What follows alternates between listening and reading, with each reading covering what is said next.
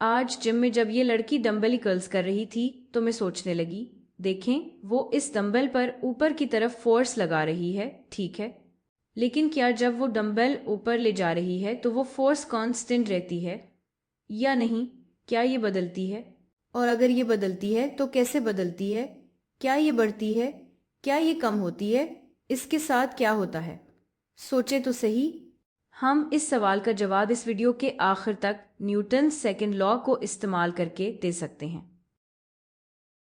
तो आइए एक आसान मिसाल से शुरू करते हैं। हमारे पास यहाँ आइस हॉकी का ग्राउंड है और इस पर एक पक किसी स्पीड से चल रही है। अगर हम फर्ज करें कि इस पर कोई फ्रिक्शन नहीं है तो इस पक पर जितनी भी फोर्सेस लग रही हैं वो बैलेंस्ड होंगी। मेरा मतलब है क्योंकि हॉरिजेंटल डायरेक्शन में आप देख सकते हैं कि कोई फोर्स नहीं है क्योंकि हम फ्रिक्शन को इग्नोर कर रहे हैं, और वर्टिकल डायरेक्शन में ग्रेविटेशनल फोर्स जो नीचे की तरफ खींच रही है वो पूरी तरह इस फोर्स से बैलेंस हो जाती है जो ज़मीन ऊपर की तरफ लगा रही है, यानी नॉर्मल फोर्स। ये दोनों एक दूसरे को बैलेंस कर देती हैं और इसलिए चूंकि इस पक पर कोई अनबैलेंस्ड फोर्स नहीं लग रही, न्यूटन्स फर्स्ट लॉ के मुताबिक हमें पता है कि ये चीज़ अपनी रेस्ट की हालत या इस खास केस यानी यूनिफॉर्म मोशन की हालत में रहेगी, तो ये इसी वेलोसिटी से चलती रहेगी। लेकिन अब सवाल ये है कि अगर इस पर कोई अनबैलेंस्ड फोर्स लग जाए तो क्या होगा? इससे क्या फ़र्क पड़ेगा? चले ये जानते हैं। इसके लिए अब मैं इसे हॉकी स्टिक से मारती हूँ। तो अगर मैं इसे दाईं तरफ मारूं, इस केस में अब मैं दाईं तरफ एक अनबैलेंस्ड फोर्स लगा दूंगी। अब क्या होगा? शायद आप अंदाज़ा लगा सकते हैं, इस पक की वेलोसिटी अब ज़्यादा हो जाएगी। ये सीधा वहाँ तेज़ी से चली जाएगी तो इसकी रफ्तार बढ़ जाएगी, यानी ये एक्सेलरेट करेगी। और इसका मतलब है जब किसी ऑब्जेक्ट पर अनबैलेंस्ड फोर्स लगती है, यानी अगर किसी ऑब्जेक्ट पर नॉन ज़ीरो नेट फोर्स लग रही हो, जो कि वही बात है जैसे अनबैलेंस्ड फोर्स लग रही हो, लेकिन जब भी ये नेट फोर्स किसी ऑब्जेक्ट पर लगती है तो ये क्या करती है? ये हमारी पक को एक्सेलरेट कर देती है। पक में या ऑब्जेक्ट में एक्सेलरेशन आ जाती है। यही असल बात है न्यूटन्स सेकेंड लॉ की। अब हमें बस ये करना है कि सिचुएशन को और भी गौर से देखें और देखें कि क्या हम इस रिलेशनशिप को और वाज़े कर सकते हैं। तो चलें ये करते हैं। पहला सवाल ये हो सकता है कि हाँ, तो नेट फोर्स से एक्सेलरेशन आती है, लेकिन ये एक्सेलरेशन कितनी देर तक रहती है? चलें देखते हैं। जब स्टिक पक को लगती है तभी वो एक्सेलरेट करना शुरू करती है। इसका मतलब है जब तक स्टिक पक के साथ कांटेक्ट में है, जब तक वो इसको छू रही है, जैसे अभी यहाँ इसी वक्त के दौरान एक्सेलरेशन होगी। लेकिन जब कांटेक्ट खत्म हो जाए तो क्या होता है? जैसे ही कांटेक्ट खत्म हुआ वो फोर्स दोबारा ज़ीरो हो जाती है। और अब वापस आए न्यूटन्स फर्स्ट लॉ की तरफ, तो ये इसी बढ़ी हुई वेलोसिटी के साथ चलती रहेगी। इसका मतलब है एक्सेलरेशन सिर्फ इसी वक्त हुई जब हॉकी स्टिक इसके साथ कांटेक्ट में थी, यानी एक्सेलरेशन इतनी देर तक रहती है जितनी देर तक नेट फोर्स रहती है। अच्छा, अब सोचते हैं कि क्या होगा अगर नेट फोर्स ज़्यादा हो जाए। इसके लिए फ़र्ज़ करें कि हमने इसे और ज़ोर से मारा। अब क्या होगा? या आप ये सोच सकते हैं कि आप और भी तेज़ी से आगे निकल जाएंगे और भी ज़्यादा तेज़ी से, ठीक है। इसका मतलब है जब कांटेक्ट ख़त्म होगा तो वेलोसिटी और ज़्यादा होगी। ओ, इसका मतलब है एक्सेलरेशन भी ज़्यादा होगी। तो अगर नेट फोर्स ज़्यादा हो तो एक्सेलरेशन भी ज़्यादा होगी। अगर नेट फोर्स कम हो तो एक्सेलरेशन भी कम होगी। यानी आप देख रहे हैं कि एक्सेलरेशन और नेट फोर्स के दरमियान डायरेक्ट रिलेशनशिप है। अच्छा, और क्या नतीजा निकाल सकते हैं? चलें अब डायरेक्शन के बारे में सोचते हैं। एक्सेलरेशन की डायरेक्शन क्या होगी? इस केस में नेट फोर्स दाएं तरफ है और हमारी पक की वेलोसिटी भी दाएं तरफ बढ़ रही है, तो इस केस में एक्सेलरेशन भी दाएं तरफ है। तो इस केस में अगर नेट फोर्स दाएं तरफ है तो एक्सेलरेशन भी दाएं तरफ है। अगर नेट फोर्स बाएं तरफ हो तो क्या होगा? तो फर्ज करें कि अब हम पक को बाएं तरफ मारें, क्या होगा? हम दोबारा ये सोच सकते हैं कि पक अब बाएं तरफ तेजी से चली जाएगी, लेकिन ज़रा गौर से देखते हैं। क्योंकि पक पहले ही दाएं तरफ जा रही है, अगर मैं इसे बाएं तरफ धकेलूंगी तो अब ये आहिस्ता हो जाएगी और सबसे पहले पक रुक जाएगी।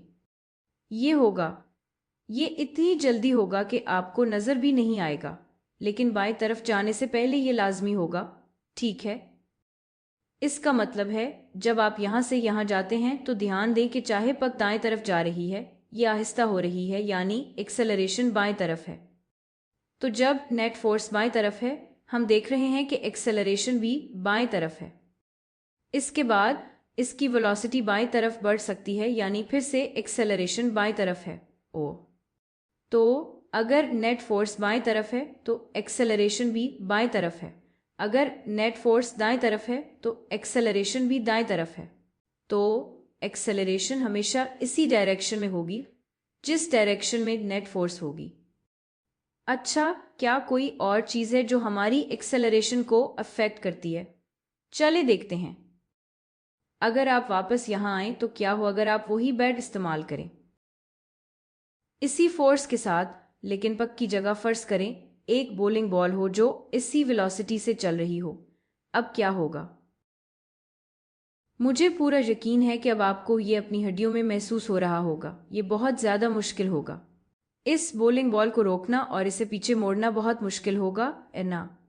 मेरा मतलब है वही चीज़ होगी, आप इसे आहिस्ता करेंगे, लेकिन ये बहुत ज़्यादा मुश्किल होगा।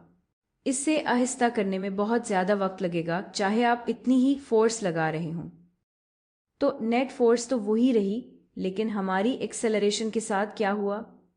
क्योंकि वेलोसिटी ज़्यादा वक्त में चेंज हुई, इसलिए एक्सेलरेशन कम हो गई।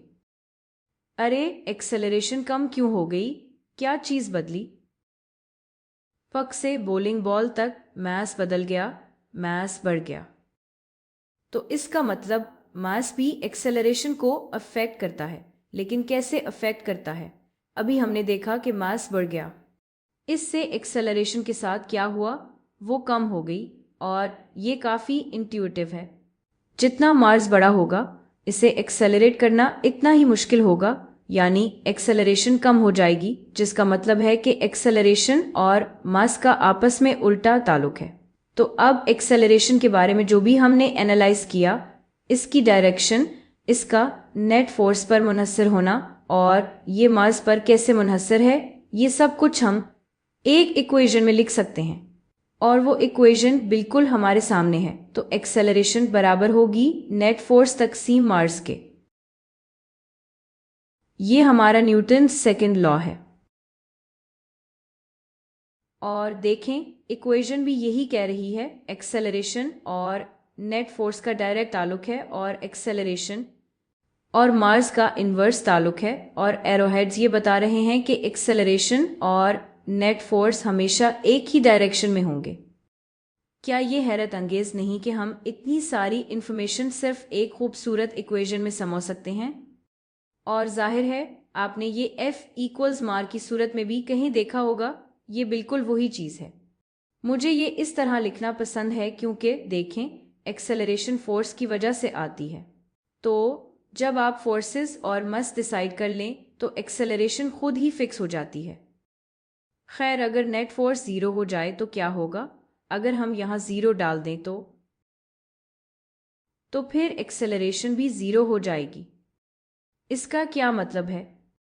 इसका मतलब है कि हमारे पास ऑब्जेक्ट पर सारी बैलेंस फोर्सेस लग रही हैं, और अगर एक्सेलरेशन 0 है तो इसका मतलब है कि वेलोसिटी कांस्टेंट रहती है। यानी ये न्यूटन्स फर्स्ट लॉ है जो कहता है कि कोई भी ऑब्जेक्ट रेस्ट में या यूनिफॉर्म मोशन में रहता है, यानी 0 एक्सेलरेशन। ठीक है, जब इस पर कोई अनबैलेंस्ड फोर्सेस नहीं लग रहे। तो देखें, न्यूटन्स फर्स्ट लॉ बस एक खास केस है न्यूटन्स सेकंड लॉ का, यानी ये इक्वेशन दोनों सेकंड और फर्स्ट लॉ को भी कवर कर रही है। और आखिर में न्यूटन्स फर्स्ट लॉ की बात करते हुए यहाँ भी हमने देखा कि मास जितना बड़ा हो, एक्सेलरेशन इतनी कम हो जाती है। यानी अगर मास बड़ा हो तो इसकी वेलोसिटी को चेंज करना ज़्यादा मुश्किल हो जाता है। ये करना बहुत मुश्किल हो जाता है, यानी जिन ऑब्जेक्ट्स का मास ज़्यादा होता है उनकी इनर्शिया भी ज़्यादा होती है। यही बात हमने दोबारा न्यूटन्स फर्स्ट लॉ में सीखी थी, है ना? कि इनर्शिया एक ऐसी प्रॉपर्टी है जिसकी वजह से ऑब्जेक्ट्स रेस्ट में रहते हैं या यूनिफॉर्म मोशन में चलते रहते हैं, ठीक है। ये एक्सेलरेशन का मुकाबला कर सकती है और अब हम देख सकते हैं कि इनर्शिया किस पर मुनहसर है। इनर्शिया असल में मार्स है। जितना ज़्यादा मार्स होगा इतनी ज़्यादा इनर्शिया होगी और इसे एक्सेलरेट करना इतना ही मुश्किल होगा। न्यूटन्स सेकंड लॉ शायद क्लासिकल फिजिक्स की सबसे इम्पोर्टेंट इक्वेशन है। मैं क्लासिकल फिजिक्स इसलिए कह रही हूँ क्योंकि अब हमें पता है कि अगर ऑब्जेक्ट्स तकरीबन स्पीड ऑफ लाइट के करीब मूव कर रहे हों तो ये लॉ फेल हो जाता है, ये काम नहीं करता। अब हमें आइंस्टाइन्स थियरी ऑफ रिलेटिविटी की तरफ जाना पड़ेगा। दूसरी तरफ अगर हम बहुत छोटे पार्टिकल्स को देखें, जैसे सबएटॉमिक पार्टिकल्स जैसे इलेक्ट्रॉन, प्रोटॉन और न्यूट्रॉन, तो वहाँ भी न्यूटन्स लॉज काम नहीं करते, तो वहाँ भी ये लॉ फेल हो जाता है। लेकिन जब तक आप इतनी एक्सट्रीम सिचुएशंस में नहीं जाते, ये इक्वेशन हमारे लिए काम करेगी। तो अब देखते हैं कि क्या हम इसे अपने असल सवाल पर अप्लाई कर सकते हैं। जब इसने डंबेल को मूव करना शुरू किया तो डंबेल की वेलोसिटी बढ़ रही थी। इसके बाद फर्ज करें एक छोटा सा फेज आया जिसमें वेलोसिटी कांस्टेंट रही और आखिर में जब डंबेल रुकने वाली थी इसकी वेलोसिटी कम हो रही थी। तो अब सवाल यह है कि हम कैसे पता करें कि वो डंबेल पर कितनी फोर्स लगा रही है। चलें न्यूटन सेकंड लॉ अप्लाई करते हैं। इसके लिए पहले एक्सेलरेशन के बारे में सोचते हैं। यहाँ पर हम इंक्रीजिंग वेलोसिटी के साथ डील कर रहे हैं, इसलिए एक्सेलरेशन ऊपर की तरफ है, यानी इसी डायरेक्शन में जिसमें ऑब्जेक्ट मूव कर रहा है। फिर हमारे पास कांस्टेंट वेलोसिटी है जिसका मतलब है एक्सेलरेशन 0 है। आखिर में हमारे पास डिक्रीजिंग वेलोसिटी है, चूंकि डंबेल अभी भी ऊपर जा रही है, वेलोसिटी कम हो रही है। इसका मतलब है एक्सेलरेशन नीचे की तरफ होगी, यानी ऑपोजिट डायरेक्शन में। अब क्योंकि आपको एक्सेलरेशन की डायरेक्शन पता है तो हम नेट फोर्स की डायरेक्शन भी मालूम कर सकते हैं, वो बिल्कुल वही होगी। यहाँ ऊपर की तरफ, यहाँ 0 और यहाँ नीचे की तरफ हम यहाँ न्यूटन्स सेकंड लॉ का डायरेक्शन वाला हिस्सा अप्लाई कर रहे हैं। अब आखिर में ये है नेट फोर्स की डायरेक्शन। हम ये जानना चाहते हैं, हमें ये जानना है कि जो फोर्स हम डंबल पर लगा रहे हैं या असल में जो वो लगा रही है, इस फोर्स के साथ क्या होता है। ये कैसे करें? तो आइए देखते हैं कि डंबल पर कौन कौन सी फोर्सेस लग रही हैं। हमें पता है कि डंबल पर हर वक्त ग्रेविटेशनल फोर्स लग रही है। ये फोर्स कांस्टेंट रहती है और इसीलिए हमारी फोर्स ग्रेविटेशनल फोर्स के ऑपोजिट डायरेक्शन में है। अब इस केस में जब वो सिर्फ डंबल को उठा रही है, अगर इसकी फोर्स अगर नेट फोर्स ऊपर की तरफ चाहिए तो इसका मतलब है इसकी फोर्स ग्रेविटेशनल फोर्स से ज़्यादा होनी चाहिए, तभी इसकी फोर्स जीतेगी और नेट ऊपर की तरफ फोर्स मिलेगी, ठीक है। अच्छा, यहाँ क्या होगा? यहाँ हम चाहते हैं कि नेट फोर्स 0 हो। ये कैसे हो सकता है? इसकी फोर्स बिल्कुल ग्रेविटेशनल फोर्स के बराबर होनी चाहिए, क्योंकि तभी फोर्सेस बैलेंस हो जाएंगी। आखिर में यहाँ क्या होता है? यहाँ हम चाहते हैं कि नेट फोर्स नीचे की तरफ हो, यानी हम चाहते हैं कि ग्रेविटी जीत जाए। इसका मतलब है इसकी फोर्स ग्रेविटेशनल फोर्स से कम होनी चाहिए। देखें, चाहे हमने इसे थोड़ा सा सिंप्लीफाई किया है, मेरा मतलब है मुझे पूरी तरह यकीन नहीं कि इसका डंबेल वाकई कांस्टेंट वेलोसिटी से मूव कर रहा था, लेकिन जब हमने इसे थोड़ा सा सिंप्लीफाई किया तो हम ये एनालाइज कर सकें कि वो डंबेल पर जो फोर्स लगा रही थी इसके साथ किया हुआ वो फोर्स कम होती गई जैसे जैसे डंबेल ऊपर जा रही थी।